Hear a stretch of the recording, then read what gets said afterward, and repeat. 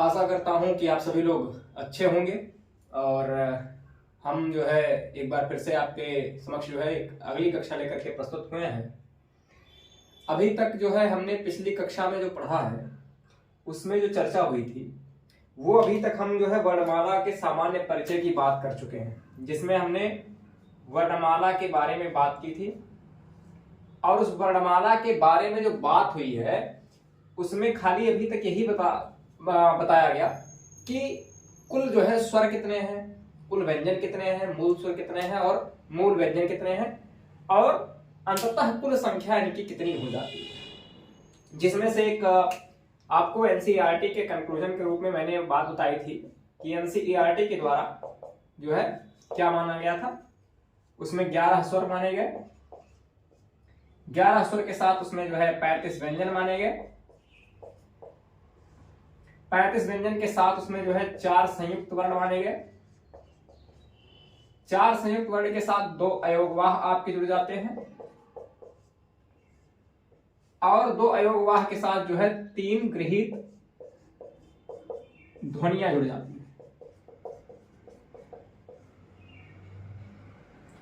ठीक है, तो अगर आप इसकी गिनती कर लेंगे तो 11 4 15 और 15 5 20 30 50 2 52 और 3 55, तो ये जो पूरी संख्या इसकी हो जाती है वो हो जाती है 55 वर्ग की। ठीक है, और अगर पृथ्वीनाथ पांडे जी की बात करें या जो सामान्य रूप से प्रचलित चलता हुआ आ रहा है या जो अभी प्रारंभिक कक्षाओं में पढ़ाया जाता है उसकी अगर बात करें तो खाली उसमें 3 गृहीत जो ध्वनियां हैं आपकी, जिसमें आप एक नए नवीन स्वर की बात कर लेते हैं, एक जा की और एक फा की बात कर लेते हैं।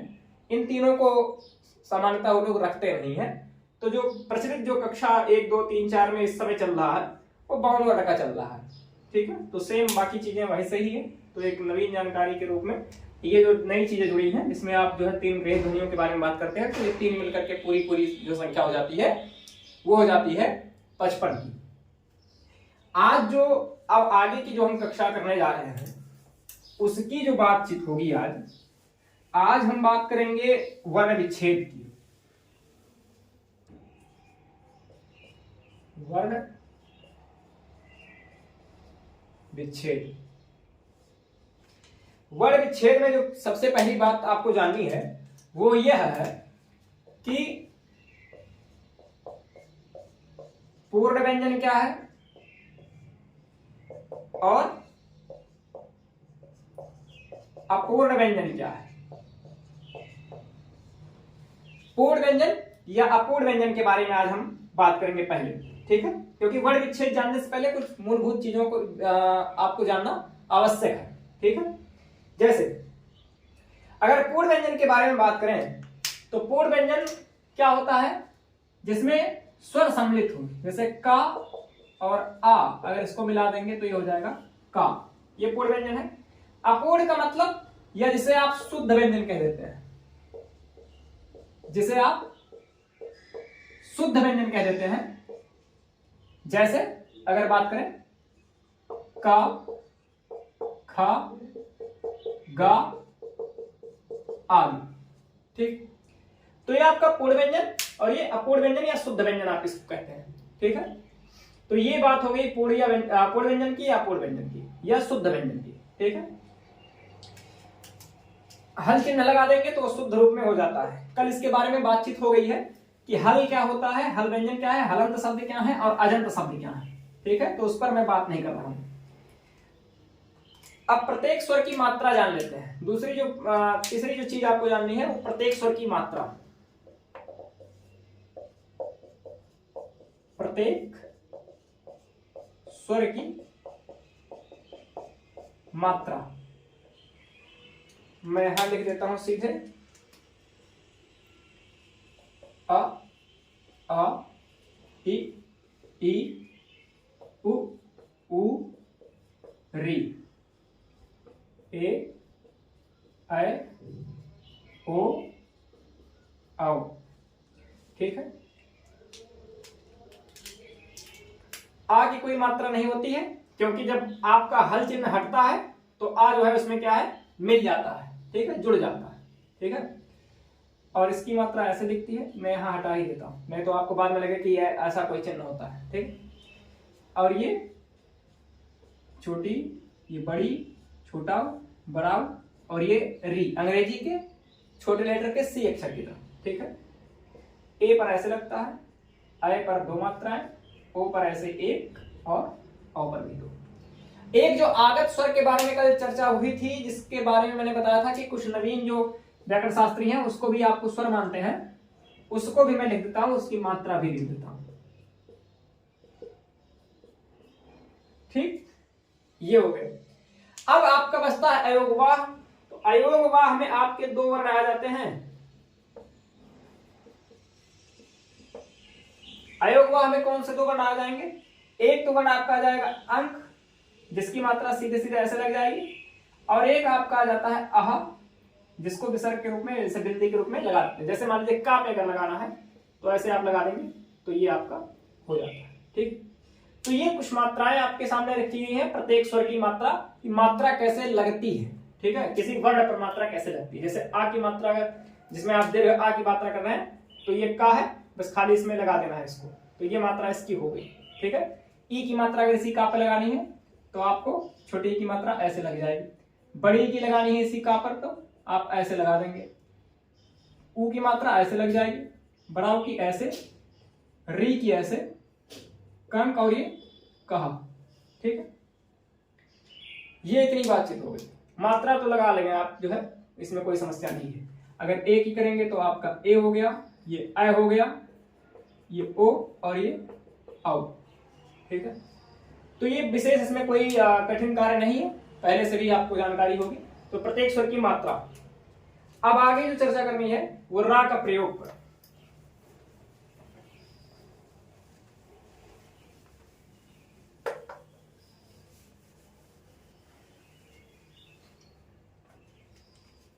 रा के प्रयोग पर बात कर लेते हैं कि रा का प्रयोग कैसे हो रहा है। 2 प्रकार से होता है रा का प्रयोग। ये बातें जाननी जो है इसलिए आवश्यक है, कारण यह है कि आपको वर्ण विच्छेद करना है। वर्ण विच्छेद में अगर आपको ये मूलभूत चीजें नहीं पता होंगी तो वर्ण विच्छेद आपका जो है सही नहीं हो पाएगा। ठीक है, अब रा के बारे में बात करें तो इसका प्रयोग एक होता है वर्ण के ऊपर और एक होता है दूसरे रूप में वर्ण के नीचे। वर्ण के नीचे, वर्ण के ऊपर कैसे होगा? जैसे यहां पर हमने कहा कर्म, तो मां के ऊपर लगा दिया। एक जैसे हमने कह दिया क्रम, तो वर्ण के नीचे। वर्ण के ऊपर और वर्ण के नीचे 2 प्रकार से इस रा का प्रयोग होता है। इसमें उच्चारण की स्थिति अगर ध्यान रखेंगे तो मैं ऊपर और नीचे दोनों के बारे में अगर बात कर दूं तो जो अगर उच्चारण आपको करना होगा तो जब वर्ण के ऊपर रा लगा होगा, जिस वर्ण के ऊपर, ठीक है, यहीं लिख देता हूं, पहली स्थिति के बारे में लिख देता हूं।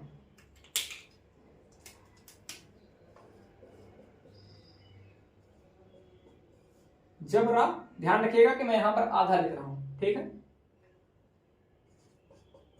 वर्ण के ऊपर लगता है तो उस वर्ण के ऊपर लगता है तो जिस वर्ण पर लगेगा, ठीक है, तो जिस वर्ण पर लगेगा उससे पूर्व, पूर्व का मतलब पहले, उच्चारण, पहले उसका उच्चारण होगा। ठीक है, यदि आप हिंदी में उच्चारण गलत करेंगे तो आप जो है आप लिखेंगे भी गलत, या वर्ण विच्छेद तो बिल्कुल भी सही नहीं हो पाएगा आपका।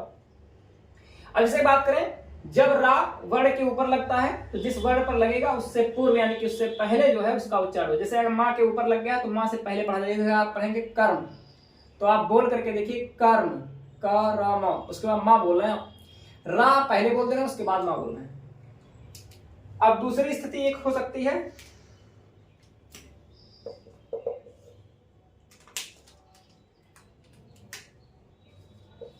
जब रा, अब इस बार देखिएगा यहां मैं देख रहा हूं रा, ठीक है, इसमें हलंत लगाया था, यहां नहीं लगा रहा हूं, ये ध्यान रखिएगा। जब रा वर्ण के नीचे लगता है तो उसका उच्चारण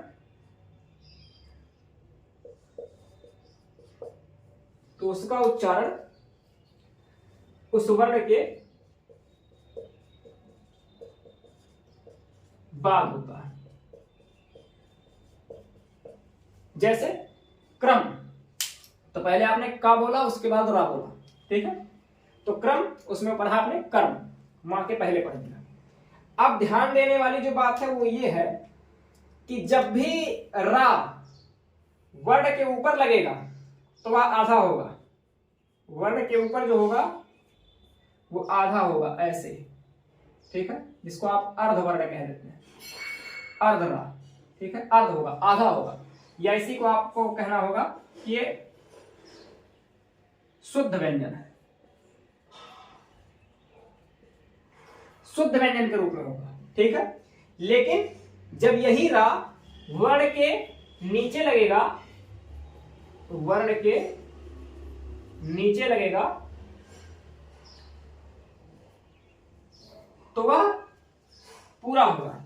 नीचे देखो, यहां हलंत लगाया है, नहीं लगा रहा हूं, नीचे ये पूरा होगा, यानी कि ये पूर्ण व्यंजन होगा, पूर्ण रूप में होगा, अर्ध रूप में नहीं होगा, और इसको आप शुद्ध भी नहीं कह सकते, ठीक है। तो ये बात, दो बातें आपको ध्यान रखनी होगी। पहली बात क्या कि रा का प्रयोग वर्ण के ऊपर और वर्ण के नीचे दो प्रकार से होता है। जब वर्ण के किसी वर्ण के ऊपर लगा रहेगा तो उससे पहले पढ़ा जाएगा जिस वर्ण पर लगा होगा, और यदि नीचे लगा है तो जिस वर्ण पर लगा है उसके बाद पढ़ा जाएगा। लेकिन दोनों में कंडीशन ये है, शर्त ये है कि जब ऊपर ना लगता है तो उसका मतलब कि आधा है, अर्ध है, लेकिन जब वो नीचे लगता है तो उसका मतलब क्या है कि वो पूर्ण है, पूरा है। लोग गलती क्या करते हैं, वो ये कर देते हैं कि इसको पढ़ते टाइम या बच्चों को जब किताब उताब पढ़ाई जाती है तो उसमें मूलभूत रूप से यही गलती हो जाती है कि उसको पढ़ाया जाता है का में आधारा, उसको पढ़ाया जाता है का में आधारा और मां खाली, तो कह देता है क्रम, ठीक है, जबकि का आधा है और रा पूरा है। तो ये ध्यान रखिएगा, ये क्रम में आप ऐसे ना पढ़िए कि का में आधारा, का में आधारा है नहीं, रा तो पूरा है वो, हाँ यहां जरूर आधा है, ठीक है। जब भी ऊपर लगेगा किसी वर्ण के ऊपर तो आधा होगा, और जब नीचे लगेगा तो इसका मतलब कि वो पूरा है। इसको आप इस बात से अगर आप ध्यान रखना है, भूलने वाली बात अगर बहुत ज्यादा हो रही है तो इसको इस प्रकार से कुछ याद रख सकते हैं कि जो नीचे होता है, जो थोड़ा सा झुक करके चलता है, जो विनम्र होता है, कहा भी गया कि विद्या ददाति विनयम, तो जो विनम्र है, जो थोड़ा सा झुक करके आदर भाव के साथ चल रहा है, नीचे होकर के चल रहा है, वो बड़ा है, ठीक है। कुंवर बेचैन साहब का शेर है कि मैं कई बड़े लोगों की नीचाई से हूं वाकिफ, बहुत मुश्किल है दुनिया में बड़े होकर बड़ा होना। तो बड़े होकर के बड़ा होना ये कठिन कार्य है। तो जब रा अपने पूर्ण रूप में है, पूरा है, तो वह नीचे एकदम झुक करके विनम्र होकर के चल रहा है। लेकिन जब वही रा आधे अधूरे में है, पूरी तरीके से कुछ है नहीं, हल्कापन है उसके व्यक्तित्व में, तो दिखाने के लिए एकदम बिल्कुल ऊपर उड़ रहा है, ठीक है। तो ये बात ध्यान रखिएगा कि जब ऊपर रहेगा तो आधा है, जो नीचे रहेगा तो पूरा है, ठीक है। और पढ़ने का तरीका क्या है कि जब ऊपर लगा है तो वर्ण के पहले पढ़ा जाएगा जिस वर्ण पे लगा है, और यदि नीचे लगा है तो जिस वर्ण पे लगा है वो जो है बाद में पढ़ा जाएगा। यहां भी वही चीज लागू कर सकते हैं, ये विनम्र व्यक्ति है वो कहेगा पहले आप, तो ये जो रा पूरा है, भरा हुआ है, ठीक है, वो पहले भेज दे रहा है कि चलो छक्का जो है पहले बोल लिया जाए, जबकि यहाँ कूद करके वो पहले ही आ जा रहा, ठीक। तो ये बात ध्यान रखिएगा, इस चीज से ध्यान रख सकते हैं कि ये भाई कि जब रा वर्ण के ऊपर लगता है तो जिस वर्ण पर लगेगा उससे पूर्व यानी कि उससे पहले उसका उच्चारण होगा, और वर्ण के ऊपर अगर रा लगा है तो अर्ध रूप में होगा, यानी कि शुद्ध व्यंजन के रूप में होगा। और वही जब रा का वर्ण के नीचे लगता है तो उसका उच्चारण उस वर्ण के बाद होगा, लेकिन वर्ण के नीचे लगा हुआ रा क्या होता है, पूर्ण होता है, पूरा होता है, वो आधा नहीं होता है, ध्यान रखिएगा। तो ये रा का प्रयोग किया। अगली जो बात आपको सीखनी है वो पंचम अक्षर से संबंधित नियम के बारे में सीखना है कि पंचमाक्षर का नियम क्या कहता है भैया। अब पंचमाक्षर का नियम क्या कहता है उस पर भी चर्चा कर लेते हैं। पंचम अक्षर का नियम या पंचमाक्षर का नियम उसी को कह देते हैं, उस पर बात करते हैं। तो हम अब बात करते हैं पंचमाक्षर के नियम के बारे में, ठीक है। अब इसको कहा जाता है पंचम अक्षर का नियम, या इसी को पंचमाक्षर का नियम सीधा सीधा कह दिया जाता है। या इसी को पंचम वर्ग का नियम भी कहते हैं। तो सब जो है नाम अलग अलग भले हैं लेकिन काम वही है उसका। ठीक है, पहले मैं जो है कुछ बातें जो है लिख देता हूँ जिससे आपको समझ में आए। जैसे का, खा, गा, घा, अंगा, चा, छा, जा, जा, झा, इया, टा, ठा, डा, ढा, अड़ा, ता, था, दा, धा और ये ना। अंतिम आपका है पा, फा, बा, भा और ये मा। ठीक है, अब ये जो आपके वर्ण दिख रहे हैं इनको कहा जाता है वर्गाक्षर। ठीक है, ये का से लेकर के मा तक होते हैं और इनकी संख्या 25 होती है। ठीक है, इन्हें स्पर्श व्यंजन भी कहा जाता है। वर्गाक्षर के अतिरिक्त इन्हें स्पर्श व्यंजन भी कहते हैं। और स्पर्श व्यंजन मूलभूत रूप से भी कहा जाता है। कारण यह है कि संस्कृत व्याकरण में भी ये बात कही गई है, कादयो हुमावसाना स्पर्शः, का से लेकर के मा तक के व्यंजन वर्णों को स्पर्श व्यंजन मानना चाहिए। अब वर्ग का मामला क्या है ये तो सभी लोग जानते होंगे, क्योंकि ये पहले अक्षर हैं, इनको उदित कहा जाता है। जैसे आपके का, चा, टा, ता, पा है तो इसको उदित कहा जाता है। उदित का मतलब जिससे इनके इस वर्ग का उदय हो रहा हो। ठीक है, जैसे का वर्ग, अब इसको क्या कह देंगे, चा वर्ग, इसको टा वर्ग, क्योंकि पहला अक्षर है तो उसी से वर्ग बना हुआ है, ता वर्ग और पा वर्ग। यहां जो वर्ग शब्द है उसके दो अर्थ निकल रहे। वर्ग का मतलब समूह भी है, परिवार भी है। जैसे का परिवार है, चा का है, टा का है, ता का है, पा का है, या समूह का है, का समूह का है। और दूसरा वर्ग का मतलब हो गया, अगर आप गणितीय दृष्टिकोण से देखें तो वर्ग वह आकृति होती है जिसकी सभी भुजाएं बराबर हों और उसके विकर्ण भी बराबर हो। ठीक है, उसको आप वर्ग कहते हैं। अगर इसको देखेंगे तो 1 2 3 4 5, 1 2 3 4 5, 1 2 3 4 5, 1 2 3 4 5, 1 2 3 4 5, 1 2 3 4 5। हर तरफ से अगर आप गिनती करेंगे तो सारे तरफ से जो है आपको 5-5 वर्ण देखने को मिलेंगे। यहाँ तक कि विकर्ण के रूप में भी देखेंगे तब भी 5 मिल जाएंगे। तो एक कारण यह भी आप कह सकते हैं कि रहा होगा जिसके कारण इसको वर्ग का अक्षर कहा गया, वर्गाक्षर कहा गया। ठीक है, अब बात करते हैं पहला वर्ग, जो पहला परिवार है, समूह है, का वर्ग। का वर्ग के बारे में बात करें, का, खा, गा, अंगा, तो ये आपका अंतिम वर्ण आया 5वें स्थान पर। ठीक है, अंगा आ गया, यहाँ आ गया, रा आ गया, ना आ गया, मा आ गया। हर वर्ग का जो है वो 5वां अक्षर हो गया। इसी को कहा गया पंचमाक्षर। ठीक है, 5वां अक्षर। अब नियम इसका क्या है वो भी जान लेते हैं भाई। अंगा, इया, ना, ना, मा, 5 अक्षर आपके क्या कहलाते हैं, पंचमाक्षर कहलाते हैं। ठीक है, का वर्ग का पंचमाक्षर अंगा है, चा का इया है, टा का ड़ा है, ता का ना है और पा का मा। ठीक, अब इसमें नियम का मामला ये खाली है कि जैसे आपने लिखा गंगा, यहां हम लिख लेते हैं चंचल, एक और लिख लेते हैं झंडा, एक और लिख लेते हैं, एक सब लिखते हैं संबंध। ठीक है, अब अगर बात करें गंगा का, चंचल का, झंडा का, संबंध का, तो खाली इसमें आपको ये ध्यान रखना है कि जब वर्ण विच्छेद आप करेंगे तो वर्ण विच्छेद में ध्यान रखना होगा कि वो बिंदी का मतलब क्या है। ठीक है, बिंदी एक तो आपका अनुस्वार के रूप में बिंदी लगती है, एक जो है इनके अनुनासिक के जो व्यंजन है, एक अनुनासिक इनको कहा जाता है इसलिए क्योंकि नासिका से उच्चारण होता है। अनु का मतलब होता है पीछे, मतलब नासिका का मतलब नाक। जिन वर्णों का उच्चारण करते समय ध्वनि जो है पीछे, बाद यानी पीछे का मतलब बाद में नासिका से भी आया, उनको अनुनासिक कहा गया। ठीक है, यम गणन नासिका चा एक सूत्र दिया गया।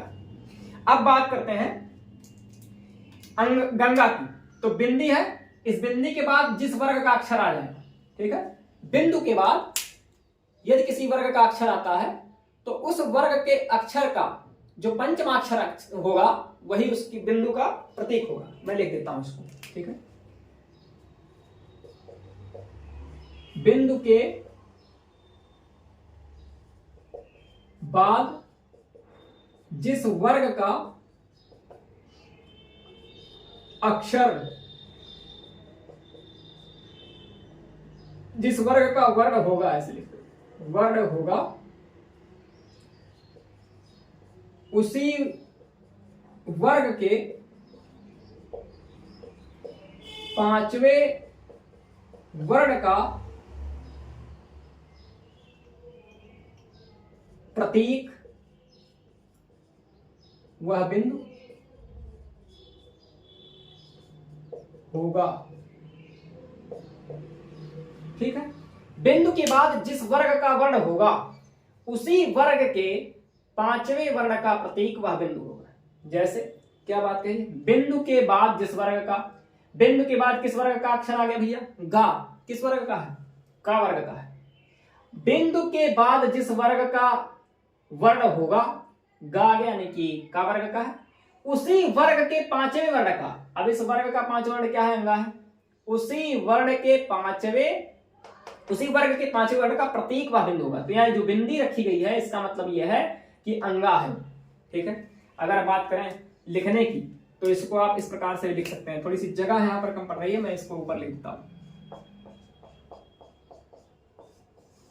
गंगा, ऐसे भी आपने लिखा होगा। अब इसको आप गंगा को ऐसे नहीं लिख सकते हैं, ये गलत है। आप गंगा को ऐसे नहीं लिख सकते हैं,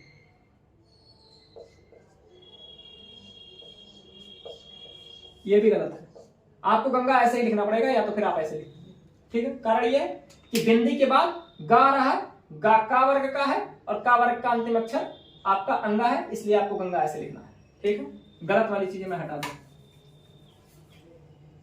ऐसे ही आपके चंचल शब्द में है, चंचल बिंदी है, बिंदी के बाद चा आ गया, चा वर्ग का अक्षर है, चा वर्ग का अंतिम अक्षर क्या है, यहां है, ये लीजिए चंचल हो गया। झंडा देख लीजिए, ये तो बढ़िया उदाहरण है। बिंदी के बाद डा आ गया, डा टा वर्ग का है, टा वर्ग का पांचवा अक्षर अणा है, तो आप झंडा ऐसे ही लिखते हैं, ना लगा करके लिखेंगे तो गलत हो जाएगा। ठीक है, या अन्य किसी पांचवें अक्षर का प्रयोग कर देंगे तो गलत हो जाएगा। संबंध में देख लीजिए, सा है, बिंदी है, बिंदी के बाद बा आ रहा है, बाद वाला वर्ण ही देखेंगे, आप ध्यान रखिएगा, बिंदु के बाद वाला वर्ण देखेंगे। तो बिंदु के बाद क्या है, बा आया। अब बा किस वर्ग का है, पा वर्ग का है, पा वर्ग का अंतिम अक्षर क्या है, मा है, तो आप इसको सम। उसके बाद क्या आ गया, बा आ गया, बा भी लिख लेते हैं। बा के ऊपर बिंदी लगी है और बिंदी के बाद धा जा रहा है, धा किस वर्ग का है, ता का है, और ता का जो ता वर्ग का अंतिम अक्षर है ना है, तो इस बिंदी का मतलब ना हो जाएगा, तो आप इसको लिख लेंगे संबंध। ठीक है, मुझे लगता है कि ये बात अब क्लियर हो गई होगी कि गंगा, चंचल, झंडा या संबंध में क्या क्या चीजें हैं। ठीक है, थोड़ा सा मैं तेजी में इसलिए भी चल रहा हूं, कहरिए की जो कक्षा अभी आप देख रहे हैं इसको मैं भी जरूर रिकॉर्ड कर रहा हूं, लेकिन इससे पहले भी एक बार रिकॉर्ड किया, लेकिन वो रिकॉर्डिंग हो नहीं पाई। ऑनलाइन प्लेटफॉर्म पे आने के बाद बहुत सारी समस्याएं आ रही है। जो आप 1 घंटे की वीडियो देख रहे हैं या 50 मिनट की वीडियो, 40 मिनट की जो वीडियो देख रहे हैं, इस वीडियो के पीछे लगभग 3-4 घंटे 5 घंटे की मेहनत लग रही है। तो अभी समस्याएं ज्यादा है क्योंकि अभी शुरू किया गया है, तो चीजें सेट होने में बहुत समय लगती है। लेकिन एक बार जब व्यवस्थित हो जाएगा सब कुछ, तो मुझे लगता है कि चीजें थोड़ी सी आसान हो जाएंगी। अभी तो बहुत कठिनाई हो रही है, और कठिनाई का आलम तो यह है कि आपको जो कक्षा पढ़ा रहा हूँ इसको तो मैं दोबारा पढ़ा रहा हूँ, तो उतनी ऊर्जा फिर से डालना ये थोड़ा सा मुश्किल काम लगने लगता है। अभी मैंने थोड़ी देर पहले पूरी कक्षा जो है 1 घंटे की पूरी क्लास रिकॉर्ड की, लेकिन रिकॉर्डिंग हुई नहीं, किसी कारणवश जो है वो डिलीट हो गई, या जो है फाइल खुली नहीं रही थी। तो अब दोबारा कर रहा हूँ, तो इसलिए जो है थोड़ा सा मैं जल्दी चल रहा हूँ कि चीजें आपको समझ में भी आ जाए और बात पूरी भी हो जाए। ठीक, यहां तक किसी को कोई दिक्कत अगर होगी तो आप जो है व्यक्तिगत भी पूछ सकते हैं, या आप कमेंट डाल दीजिएगा तो बात समझा दूंगा। ठीक है, वैसे मुझे लगता है समझ में आ गया, बहुत ज्यादा कठिन काम नहीं है। ये वर्ग है, का वर्ग, चा वर्ग, टा वर्ग, ता वर्ग, पा वर्ग, हर वर्ग का अंतिम अक्षर जो होगा यानी कि 5वां अक्षर होगा उसी को पंचमाक्षर कहते हैं। पंचमाक्षर इसीलिए क्योंकि 5वां अक्षर है, 5वें स्थान पर है। अब उसमें जो पंचमाक्षर का नियम क्या है, नियम यह है कि अगर अनुस्वार का प्रयोग यानी कि बिंदी का प्रयोग किया गया है, अनुस्वार तो है नहीं वहां पर, बिंदी है, ध्यान रखिएगा, अनुनासिक शब्दों का प्रयोग किया गया, वर्णों का प्रयोग किया गया, तो अगर बिंदी है, ये जो आपको बिंदी दिख रही है, बिंदी के बाद जिस वर्ग का वर्ण होगा उसी वर्ग का अंतिम अक्षर वहां पर आ जाएगा, जैसे गंगा में, चंचल में, झंडा में और संबंध में आपने देखा। ठीक है, तो ये ध्यान रखिएगा, बस इतना ही बात करना है, इसमें और कुछ नहीं है। अब अगला जो है ये कि यदि एक स्थिति और बन सकती है कि मान लीजिए कि वर्ग का अक्षर आए ही ना, तब क्या करेंगे आप, तो वहां के लिए भी बात लिख देता हूं। बात करते हैं कि ऐसी स्थिति हो जाए जब कि पंचमाक्षर आए ही ना, जैसे शब्द है संयम, जैसे शब्द है कंस, जैसे है अंश, या इसके अतिरिक्त भी बहुत सारे उदाहरण आपको मिल जाएंगे। अब यहां पर या आ गया, या सा आ गया, यहां पर सा आ गया, यानी कि अब मान लीजिए कि बिंदी है, बिंदी के बाद वर्गाक्षर का कोई सब वर्ण आया ही नहीं, वहां पर आ गया या, रा, ला, वा, या शा आ गया, सा आ गया, सा आ गया, या हा आ गया। इनमें से कोई वर्ण आ गया तब क्या करेंगे भाई? अब मान लीजिए बिंदी है, बिंदी के बाद यहां पर या आ गया। अब जब बिंदी, ये बिंदी है, इस बिंदी के बाद या आ गया, तो या का तो ना तो कोई पांचवा अक्षर है और ना या जो है खुद ही वर्गाक्षर के अंतर्गत नहीं आता। तब ये जो बिंदी है, इस बिंदी का केवल और केवल मतलब अनुस्वार होगा। और अनुस्वार कौन? अनुस्वार कब हो, क्या होगा? अनुस्वार का मतलब वही जो आप अयोगवाह में पढ़ करके आ रहे हैं। तो मैं एक नोट यहां पर नीचे ही लिख देता हूं कि जब बिंदु के बाद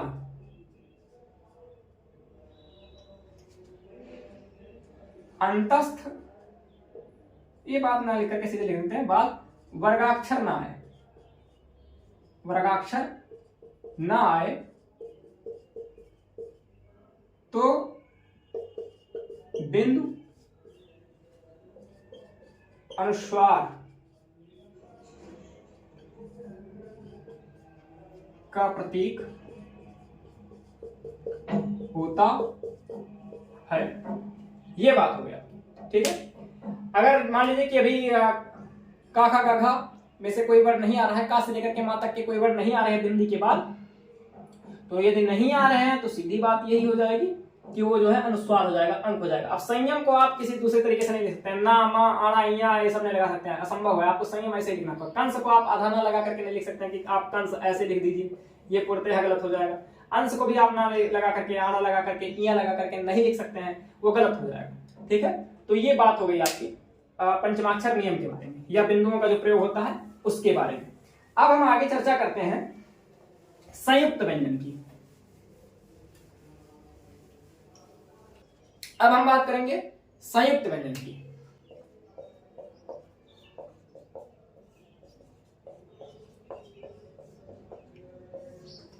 संयुक्त व्यंजन की बात करेंगे तो उसमें आपके मिल जाते हैं, एक वर्ण मिलेगा क्ष, त्र, ज्ञ और श्र, ठीक है। एक बात ध्यान रखिएगा, एक बात मैं नोट कर देता हूं, ठीक है। ये केवल लेखन की दृष्टि से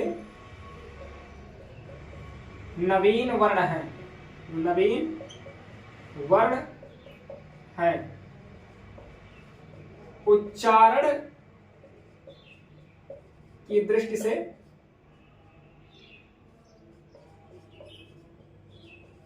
नहीं। ये बात ध्यान रखिए। ये जो संयुक्त व्यंजन जो आप पढ़ने जा रहे हैं, जिसके बारे में चर्चा भी रही, 4 संयुक्त व्यंजन होते हैं, आपने वहां पढ़ा भी पिछली कक्षा में पढ़ाया गया कि 4 संयुक्त व्यंजन जोड़े गए, क्ष, त्र, ज्ञ और श्र। तो जोड़े गए का मामला ये नवीन जो है ध्वनियां नहीं थी, या नवीन जो है कोई उच्चारण नहीं हुआ। अच्छा, कैसे नहीं हुआ? वो इस रूप में नहीं हुआ, जैसे क, स और आ। यहां अगर हलंत लगा होता तो मैं आ नहीं लगाता, लेकिन यहां पर हलंत है नहीं, तो इसलिए आ जोड़ना पड़ेगा आपको, ठीक है। क्ष, अगर पूरी तरीके से इसका उच्चारण करेंगे तो ऐसे ही होगा। और ये हो जाएगा आपका त, र और आ। और ये हो जाएगा ज, या और आ। और ये हो जाएगा श, र और आ। अब अगर आप देखें तो का उच्चारण पहले आप कर चुके हैं, का आपके व्यंजन में ये भी आपको मिल जाएगा और ये भी मिल जाएगा, ता भी मिल जाएगा, रा भी, आ भी, जा भी, या भी, आ भी और शा भी और रा भी और आ भी। तो सारे सब कुछ तो पहले ही आपकी ध्वनियां हैं, उसका उच्चारण आप पहले कर रहे हैं। तो ये जो शब्द इसी से बना हुआ है, क्ष, त्र, ज्ञ, श्र, तो इसका कोई नया उच्चारण थोड़ी हो रहा। उच्चारण की दृष्टि से ये नवीन नहीं है, ये केवल लेखन की दृष्टि से या गिना गया है कि 4 जो है संयुक्त व्यंजन जोड़ दिया गया, तो खाली गिनने के दृष्टिकोण से ये नवीन है। ठीक है, अब जैसे का, शा या आ इसमें जोड़ा गया है, तो ना का से सा से इसका कोई मेल है नहीं, एकदम बिल्कुल नवीन है ये, अलग तरीके से लिख दिया गया है बिल्कुल। त्रा भी एकदम है ऐसे ही, ज्ञा है ऐसे ही आपका जो है स्रा, तो नया हो गया, बिल्कुल नवीन हो गया लेखन के दृष्टिकोण से, और उसको जोड़ दिया गया संयुक्त व्यंजन के रूप में। ठीक है, और इसका वर्ण विच्छेद अगर करेंगे क्षा का तो ऐसे होगा, त्रा का ऐसे होगा, ज्ञा का ऐसे होगा, और ज्ञा का ऐसे होगा, और स्रा का ऐसे होगा। ठीक है, तो ये आपके संयुक्त व्यंजन की बात होगी। अब कुछ संयुक्त व्यंजन ऐसे हैं या खाली लिख दिया जाता है, उनको गिना नहीं गया। ठीक है, प्रयोग में है, वाक्यों के प्रयोग में होता है, शब्दों को लिखने में प्रयोग होता है, उसके बारे में भी चर्चा कर लेते हैं। ठीक है, उससे पहले एक शब्द का वर्ण विच्छेद में करके बताता हूं। जिसमें लिखना है आपको क्षत्रिय, इसका वर्ण विच्छेद अगर करेंगे तो पहला शब्द आपका क्ष है, तो इसको वर्ण विच्छेद करने के लिए आपको पहले ये पूरी बात लिखनी पड़ेगी। उसके बाद त्रा आ गया, जैसे त्रा आ गया, त्रा में पहले ये बात लिखनी होगी आपको, लेकिन यहाँ पर ई की मात्रा लगी है तो ये आ हट जाएगा, जैसे ये हो गया। और या आ गया आपका, तो इसके साथ आ, तो ये उसका पूरा वर्ण विच्छेद हो जाएगा क्षत्रिय का। अब मैं बात कर लेता हूं कि कुछ जो नवीन संयुक्त अक्षर बने हैं उस पर, लेकिन उसको जोड़ा नहीं जाता है, लेखन में भी प्रयोग कर लिया जाता है शब्दों में, लेकिन उसको गिना नहीं जाता, वर्णमाला में नहीं गिनते उसको। ये 4 ही खाली वर्णमाला में गिने गए हैं। ठीक है, इसलिए इन चारों को अलग से बताया, बाकी भी आपको बताता हूं कि कैसे प्रयोग होता है। जैसे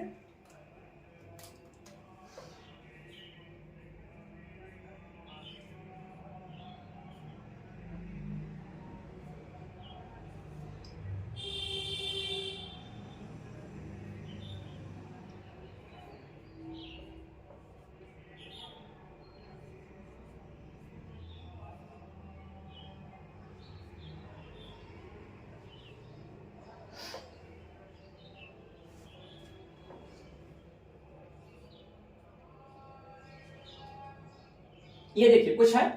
अब इसका अगर हम देखेंगे तो ये हो जाता है हा, और ये ना और आ, हा, मा और आ, हा, ला और आ, हा, वा और आ, दा, वा और आ, दा, फिर दा और आ, दा, या और आ, हा, रा और आ। देखिए यहां जो सबसे बड़ी कमी होती है, एक हा और ना के साथ बात कर लेते हैं, और हा और मा के साथ, इसमें तो बहुत गलत है। जैसे अब ये हा में आधा ना और हा में आधा मा लोग पढ़ लेते हैं। जैसे शब्द आया ऐसे कहीं लिखा मिला, ये संयुक्त अक्षर ऐसे मां में मिला, तो इसको लोग ब्राह्मण पढ़ देंगे। वो क्या पढ़ देते हैं? ब्राह्मण। लेकिन ये पूरी तरीके से गलत है। आपको अगर उच्चारण करना है तो आप इस प्रकार से करेंगे, इसका ब्राह्मण करेंगे। ठीक है, और ऐसे ही ब्रह्म शब्द है तो लोग इसको या ब्रह्मा कर देंगे, तो इसको लोग जो है ब्रह्मा पढ़ते हैं ऐसे। यहां तक कि आजकल जो है पुरोहित जो आ रहे हैं वो भी सीधे सीधे मंत्र पढ़ना प्रारंभ कर देते हैं, ब्रह्मा मुरारी त्रिपुरांतिकारी भानु शशि भूमसुतो बुधाच्च। तो वो नहीं होता, ब्रह्मा मुरारी कुछ नहीं होता। ब्रह्मा कौन है भाई? ब्रह्मा तो कोई है ही नहीं, ब्रह्मा नहीं, वो ब्रह्मा होता है या ब्रह्म होता है। ठीक है, तो ब्रह्म कहिए या ब्रह्मा कहिए, ऐसे ही ब्रह्मांड कहिए, ब्रह्मांड मत कहिए, ब्राह्मण मत कहिए, ब्राह्मण होता है। तो वो दिक्कत क्या है? इसलिए क्योंकि वो दिक्कत ये हो जाती है, लोगों को लगता है कि जैसे हा और मा लिखा हुआ है तो वो उसको उल्टा पढ़ लेते हैं। जैसे अभी दा वा लिखा हो तो लोग दा में आधा वा, नहीं, दा खुद आधा है, वा उसमें पूरा है। जैसे दा और वा और आ, तो वा के साथ आ मिला हुआ है, वा के साथ यहाँ आ मिला हुआ है, ला के साथ आ मिला है, मा के साथ मिला है, ना के साथ मिला है, ऐसे ही दा के साथ, या के साथ, और यहाँ पर रा के साथ है। ना की जो आपको बड़े अक्षर दिख रहे हैं वो है। फिर यहाँ पर भी आप खाली इसको अगर पहचानना है आपको तो इस बात से पहचान सकते हैं, इस रूप में ध्यान रखिएगा कि सतसैया के दोहरे ज्यों नाविक के तीर, और देखने में छोटा लगे घाव करे गंभीर। ऐसा एक रहीम नहीं, माफ कीजिएगा, बिहारी के लिए जो कहा जाता है, बिहारी के दोहे जो है, क्योंकि सतसैया उन्हीं के द्वारा लिखा गया था, बिहारी सतसई लिखा गया। 700 से अधिक कुछ दोहे थे, लगभग 716 वाला की संख्या ऐसा कुछ लोग मानते हैं। तो वो जो है 700 दोहा का संकलन था, इसलिए सतसई कहा गया। तो उसमें कहा गया कि जो उनके दोहे हैं वो देखने में भले छोटे लगे लेकिन गंभीर है, नाविक के तीर जैसे हैं। तो जितने वर्ण इसमें छोटे दिख रहे हैं वो वास्तव में खाली देखने में छोटे हैं, और उनका प्रभाव बड़ा गंभीर है। और गंभीर प्रभाव होने के कारण लोग अगर ऐसे कहीं लिख करके आता है तो उसको लोग पढ़ने लग गए चिन्ह, वो था चिन्ह और उसको पढ़ा लोगों ने चिन्ह। अब इतना पढ़ दिया कि बाद में इन दोनों वर्णों को ठीक मान लिया गया। ठीक है, 2018-19 में ये बात ठीक मान ली गई थी, लेकिन खाली इसी के संदर्भ में बात ठीक हुई है। ठीक है, अभी भी अगर मूल रूप में देखेंगे तो चिन्ह ही जो है, चिन्ह जो शब्द है ये वाला ठीक है। ठीक है, और बाकी शब्दों के साथ तो कोई जो है झोल है ही नहीं। अगर ये आप लिख रहे हैं तो ये पूर्णतः गलत है, ये पूरी तरीके से गलत है। अगर आप ये लिख रहे हैं तो ये पूर्णतः गलत है, ये ठीक है, ये ठीक है और ये ठीक है। ठीक है, तो ये बात जो है आप ध्यान रखिए। ये इतनी बात हो गई जिसमें आपको मैंने कुछ वर्णों के साथ बताया कि इसके साथ मिला हुआ। अगर ऐसे शब्द देखने को, एक उदाहरण यहां पर देख लीजिए, जैसे एक शब्द लिख करके आता है विद्युत, तो इसको कुछ लोग पढ़ देते हैं विद्युत। तो भाई ये तो ना, पहली बात तो ये घा से घर वाला है, ना ये तो धा वाला है, विद्युत भी पढ़ देते हैं कुछ लोग। तो ना तो ये धा है ना तो ये घा है, ये दा और या एक साथ मिला हुआ है। जैसे ये दा हमने खींचा तो यहाँ पर या मिला दिया, तो आप इसको ऐसे लिख रहे हैं, और इसको लिखना नहीं चाहते तो आप ऐसे लिख देते हैं विद्युत, ऐसे भी देख लें। तो ये विद्युत है, दा और या है, जिसमें दा आधा है या पूर्ण रूप में है। ठीक है, ऐसे ही विद्या या विद्यालय भी होता है। तो इसमें आप ध्यान रखिएगा कि इन वर्णों को पढ़ने में, लिखने में या उच्चारण कभी आप कर रहे हो कहीं भी, तो ये ध्यान रखिएगा कि उसका उच्चारण ठीक हो, आप लेखन भी उसका सही से कर पाए। तो ये कुछ आपके साथ और संयुक्त अक्षरों का जो प्रयोग होता है वो है, लेकिन इनको वर्णमाला में नहीं रखा गया। वर्णमाला में खाली 4 ही रखे गए। ठीक है, कौन कौन? क्ष, त्र, ज्ञ और स्र। ठीक, तो ये वर्ण विच्छेद के रूप में आपको मैंने कुछ बातें बताई कि ये इन वर्णों का आप जो है वर्ण विच्छेद कैसे करेंगे। ठीक है,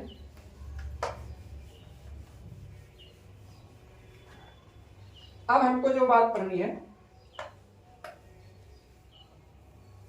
वो सीधे वर्ण विच्छेद की पढ़नी है। कुछ शब्दों का हम लोग करके देख लेते हैं। जैसे हमने पहले कर लिया, महल का कर लेते हैं।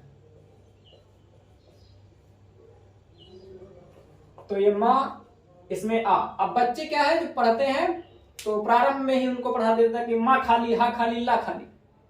तो भैया ये खाली नहीं है। अगर ये खाली होता तो ऐसे होता, अर्ध होता। ठीक है, या आप उसी को कहते हैं शुद्ध व्यंजन, जैसा कि भी चर्चा की गई थी पहले ही मैंने बताया उसको शुद्ध व्यंजन। इसीलिए पहला पॉइंट यही बताया, शुद्ध व्यंजन क्या है या पूर्ण व्यंजन क्या है। तो पूर्ण व्यंजन का मतलब तो पूर्ण व्यंजन है, और पूर्ण व्यंजन कब होगा? जब उसमें स्वर जुड़ा हो। ठीक है, अब जैसे आ जुड़ा हुआ है मां में तो ये पूर्ण है। अब इसमें आ आपको यहां पर लिखना पड़ेगा अगर आपने इसको शुद्ध रूप में लिख दिया तो। अब उसके बाद ऐसे ही हा के साथ है, और ऐसे ही आपके साथ ला के साथ। तो ये हो गया महल। ऐसे अगर मान लीजिए हमने लिख दिया राधा, तो ये अब यहां पर दीर्घ आ सीधा सीधा है तो लग गया। अब कुछ जो है क्लिष्ट वर्णों के साथ भी देख लेते हैं। जैसे एक रा वाला देख लेते हैं। जैसे हमने कहा क्रम, एक हमने कर लिया कर्म। तो क्रम किया तो का आधा, रा और आ। अब ये देखिए यहां बात पूरी हो गई। जो मैं अभी आपको बता रहा था नीचे लग गया तो पूरा हो जाएगा। ये देखिए यहां से ये ठीक होगा।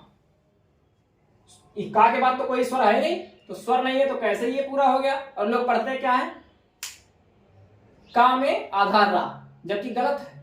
का खुद आधा है, रा उसमें पूर्ण है। ठीक, तो ये हो गया आपका। और उसके बाद आ जाएगा आपका मां, और फिर ये आ। अब यहां देखिए क्या स्थिति है, का, उसके बाद आ, उसके बाद रा आ गया। मां के पहले पढ़ा जरूर जा रहा है लेकिन है आधा, इसके बाद स्वर नहीं है, सीधे मां जा रहा है, और उसके बाद आ। तो ये हो गया आपका कर्म। ऐसे ही अब कुछ और वर्णों का देख लेते हैं। जैसे बिंदु वाला भी देख लेते हैं। जैसे हमने कर दिया गंगा का कर लेते हैं। तो ये हमने किया गा आ, बिंदी आ गई है, बिंदी के बाद गा आ गया तो का खा गा अंगा, पांचवा वर्ण आ जाएगा। अब पांचवा वर्ण इसका ये है, अंगा है, उसके बाद फिर गा है, उसके बाद दीर्घ आ है। ठीक, गंगा हो गया। ऐसे संबंध का भी देख लेते हैं।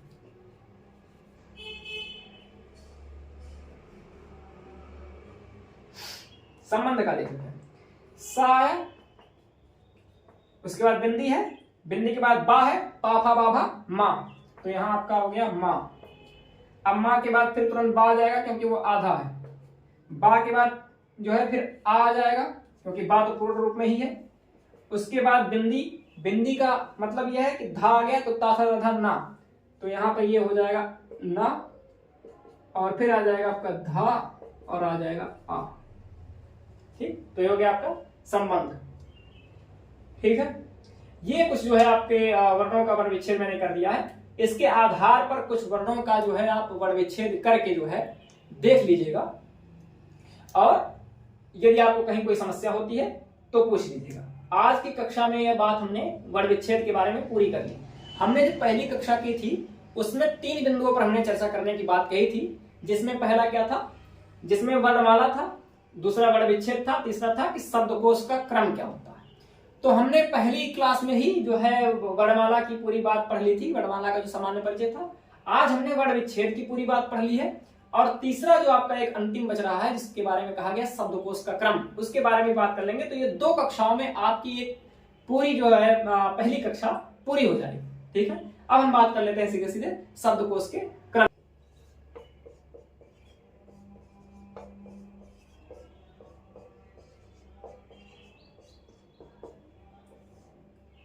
शब्दकोश का क्रम, पहले बात कर लेते हैं भाई शब्दकोश का क्रम है क्या। ठीक है, ये अब एक बात और मैं आपको बता दूं, ये शब्दकोश का क्रम मैंने इसलिए रख दिया है क्योंकि शब्दकोश देखने में बहुत सारे बच्चों को कठिनाई होती थी। मैं जब पढ़ाता रहा हूँ ऑफलाइन तो उसमें बच्चों को ये होता है एक डिक्शनरी ले जाकर के मैंने हिंदी की थी, और उसमें कुछ शब्द अगर खोजने की बात आई तो बच्चे खोज नहीं पा रहे थे। इसलिए मुझे लगा कि इस बात जो है इस चीज को भी रख दिया जाएगा।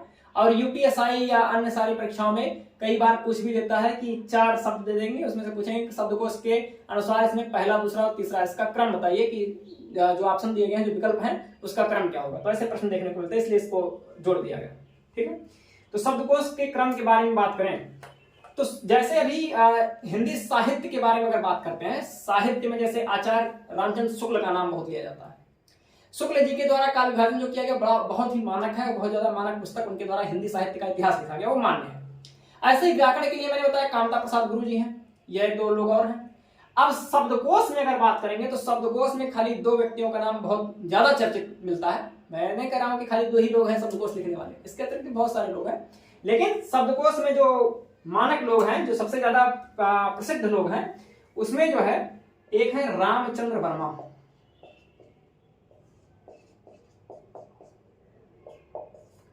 और एक दूसरे आपके हैं डॉक्टर हरदेव बाहरी। ये दोनों लोग जो है शब्दकोश लिखने के लिए बड़े प्रसिद्ध व्यक्ति हैं। ठीक है, इनके जो है शब्दकोश आपको मिल जाएंगे। प्रामाणिक हिंदी कोश के नाम से इनकी एक पुस्तक आती है रामचंद्र वर्मा जी की, बाकी हिंदी शब्दकोश के नाम से आती है डॉक्टर हरदेव बाहरी की। ठीक है, राजपाल प्रकाशन से प्रकाशित है, इसको आप जो है किसी पुस्तक मंदिर से खरीद सकते हैं। ठीक है, तो अब बात करते हैं कि जो डॉक्टर हरदेव बाहरी हैं और रामचंद्र वर्मा है, इनके अनुसार शब्दकोश का क्रम क्या होगा। उससे पहले हम ये समझ लेते हैं कि शब्दकोश का क्रम है क्या भाई। जैसे अगर अंग्रेजी के अक्षरों को देखें, जैसे मान लीजिए मैं 3-4 वर्ड लिख देता हूं, जैसे मैंने लिखा एप्पल, मैंने लिख दिया बॉय, लिख दिया कैट। तो अगर आप जैसे मोबाइल में नंबर सेव करते हैं, तो मोबाइल में नंबर जब आप सेव करते हैं तो आप कैसे, जैसे मान लीजिए ए अक्षर वाले जो होंगे सबसे पहले ऊपर आ जाते हैं, बी वाले उससे नीचे, सी वाले उसके बाद, डी वाले ऐसे। तो इसमें तो आप सीधा सीधा कह सकते हैं कि 1 नंबर ये है, 2 नंबर ये है और 3 नंबर है, क्योंकि सीधा सीधा लिखा हुआ है, उसमें कोई अंतर नहीं है। लेकिन अगर मान लीजिए लिख दिया APPLE एप्पल, फिर हमने लिख दिया AND एंड, हमने लिख दिया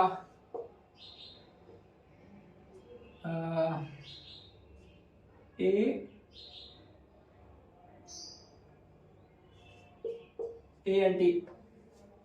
लिख दिया, ठीक है, ANT करके।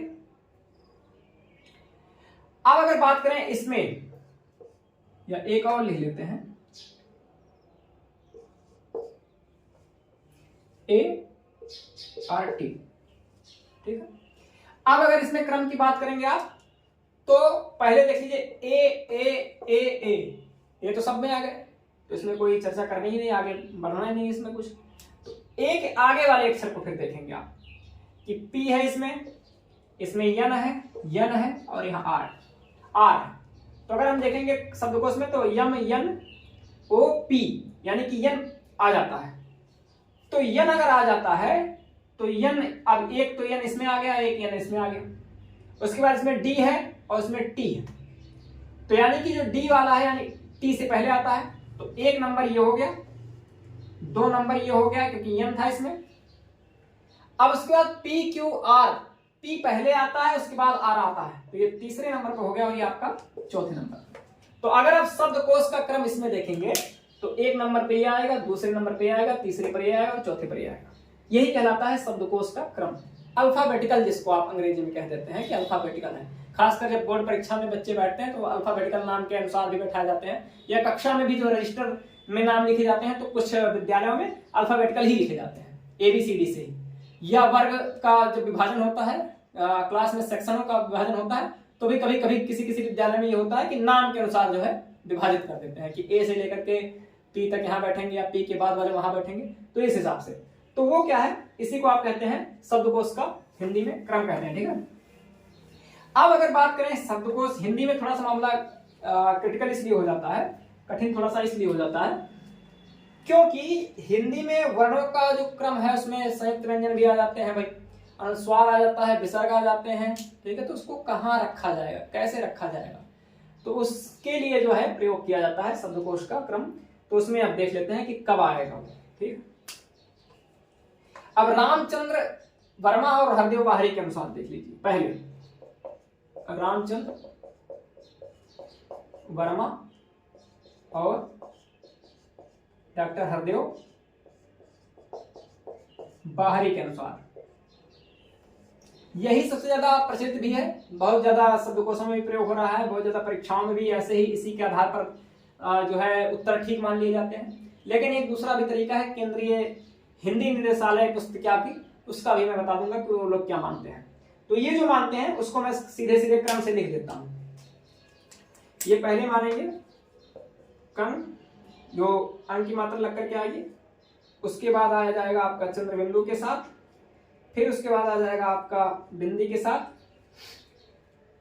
फिर आपका विसर्ग आ जाएगा, विसर्ग के बाद फिर का और का, फिर की, फिर की, कुकू, कुकू, और उसके बाद के, कै, को, कौ, और अंतिम में जो यहां हो जाएगा वो आपके शुद्ध व्यंजन के रूप में, यानी कि आधे वर्ण के रूप में आ जाएगा। ये इसका क्रम है, ठीक है। किसके अनुसार, रामचंद्र वर्मा और हरदेव बाहरी के अनुसार, डॉक्टर हरदेव बाहरी के अनुसार, कि ये जो पहला वाला है ये पंचमाक्षर वाले आएंगे। ये जो आपको दूसरा यहां पर एक बार दिख रहा है, इसका मतलब अनुस्वार वाले इसके। अब का उदाहरण मैंने दिया है, बाकी वर्णों के साथ भी वैसा ही, ठीक है। का, खा, गा, घा, अंगा, चा, छा, जो अकारादिक क्रम है वो ऐसे ही चलता चला जाएगा, ठीक है। और जैसे ये लिखा गया सेम वैसे ही आपको फिर वर्णमाला के अक्षरों के साथ भी मिलेगा, ठीक है। तो मात्रा के हिसाब से भी मात्राएं ऐसी मिलती जाएंगी। जैसे अगर मान लीजिए कहीं लिखा है कमल, तो कमल लिखा है, और कहीं लिखा है काला, कहीं लिख दिया गया किला, कहीं लिख दिया गया कुल, तो पहले ये आएगा, दूसरे पे आएगा, तीसरे पे या चौथे पे आएगा। ठीक है, इस हिसाब से जो है आपको देखना पड़ेगा। तो ये तो आपका क्या हो गया कि रामचंद्र वर्मा और हरदेव बाहरी के अनुसार जो है उनके शब्दकोशों में देखने को मिलता है। परीक्षाओं में प्रचलित रूप से यही मानक भी है और मान्य भी हो जाता है। परीक्षा में अगर आता है तो आप इसी क्रम के अनुसार शब्दों को खोजने का प्रयास करेंगे, उसको क्रम में लाने का प्रयास करेंगे। एक और जो है आजकल चल रहा है निदेशालय बोर्ड का भी, उसको भी बता देता हूं, लेकिन इसको बहुत ज्यादा ध्यान रखने की आवश्यकता नहीं है मेरे अनुसार। ठीक है, लेकिन मैं बता देता हूं। केंद्रीय हिंदी निदेशालय पुस्तिका के अनुसार इस पुस्तिका में क्या क्रम रखा गया, इस पे बात कर लेते हैं। यहां आपका आ जाएगा कंक, फिर उसमें आगे बढ़ेंगे तो फिर ये तुरंत अनुस्वार को भी रख देते हैं पंचम वर्ण के बाद। अनुस्वार के बाद ये तुरंत फिर चंद्रबिंदु को भी रख देते हैं। इन्होंने थोड़ा सा यहाँ काम आसान जरूर किया था, लेकिन आगे चल करके उलझा दिया है। फिर ऐसे आपका का आ जाएगा, फिर का आ जाएगा, और ये तुरंत फिर इसी बीच में इसी स्वर को भी जोड़ देते हैं जो आगत वाला नया वाला है। फिर इसके बाद ये तुरंत आगे जोड़ देते हैं कहा को। फिर आगे जो है अकारादिक क्रम चलाएंगे, जैसे कि, उसके बाद की, कु, उसके बाद कु, क्री, फिर उसके बाद आ जाएगा के, कै, को, कव, और अंतिम में आपका नहीं। तो ये जो है, अब इसमें मैं लिख देता हूं कि क्या है। ये पंचमाक्षर और ये अनुस्वार। ठीक है, ये ध्यान रखिएगा। तो ये इनके अनुसार है। केंद्रीय हिंदी निदेशालय पुस्तिका के अनुसार क्या है, पंचमाक्षर इन्होंने पहले रखा, फिर अनुस्वार को रखेंगे, चंद्रबिंदु को भी रख देंगे। ये मामला तो इन्होंने ठीक कर दिया कि एक साथ रख दिया, लेकिन उसके बाद जब आपने शुरू किया का तो यहाँ फिर स्वर डाल दिया इन्होंने, फिर उसके बाद विसर्ग डाल दिया। यही विसर्ग भी डाल देना चाहिए था, हालांकि वो उनकी मान्यता है। और भाषा में आप किसी के द्वारा जो चीजें मानी गई है तो उस पर ज्यादा बहुत ज्यादा तर्क नहीं कर सकते हैं। ठीक है, केंद्रीय हिंदी निदेशालय पुस्तिका के अनुसार यही है, तो आपको ऐसे ही पढ़ना पड़ेगा। बाकी रामचंद्र वर्मा और हरदेव बाहरी के अनुसार यह है, तो यही पढ़ना पड़ेगा, ये उनके अनुसार है। तो दोनों चीजें आपको मैंने बता दी हैं।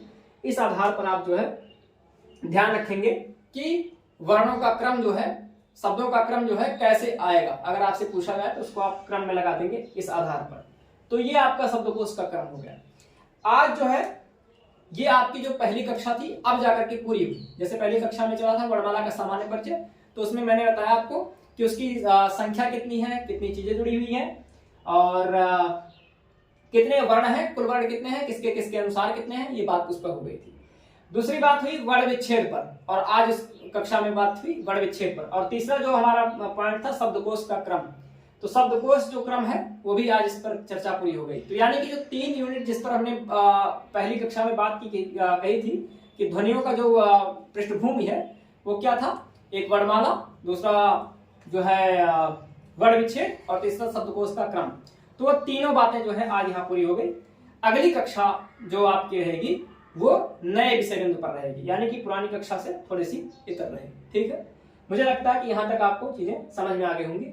और इस कक्षा को लेने के लिए थोड़ा सा आपको हर बार मैं बात वही कहता हूँ कि धैर्य रखना पड़ेगा। बिना धैर्य के आपको ये चीजें समझ में नहीं आएंगी, क्योंकि ये 2 मिनट वाली क्लास नहीं है कि आपको 2 मिनट में सारी चीजें बता दी जाए। ठीक है, तो आज के लिए इतना ही रखते हैं। थोड़ा सा आपको वर्क जरूर करना पड़ेगा, कार्य करना पड़ेगा, और धीरे धीरे मैं चीजों को और बेहतर करना चाह रहा हूँ। तकनीकी रूप से उतना समृद्ध नहीं हूँ, तो बहुत सारी समस्याएं बीच बीच में खड़ी हो जा रही हैं, लेकिन यह है कि धीरे धीरे करते करते अभ्यास बन जाएगा। करते करते अभ्यास जन्मत हो सुजान, कहा भी क्या है। तो मुझे लगता है कि धीरे धीरे चीजें और सुदृढ़ हो जाएंगी और बेहतर हो जाएंगी। तो जैसे जैसे कक्षा आपकी बढ़ती जाएगी वैसे वैसे आपको जो है चीजें समझ में भी आएंगी, और थोड़ा सा वीडियो का जो मामला है, कहीं ब्लर हो रहा है, कहीं आवाज कट जा रही है, तो कहीं ये सारी दिक्कतें आ रही है, तो उससे भी थोड़ा सा आपको निजात मिल जाएगा। तो आज की कक्षा में बस खाली इतना ही बात करते हैं, और यहाँ तक आप जो है जुड़े हुए हैं तो इसके लिए बहुत बहुत धन्यवाद। और जाहिर सी बात है आप हिंदी सीखने के लिए ही आए हुए हैं। ठीक है, तो आज की क्लास यहाँ तक रखते हैं। धन्यवाद।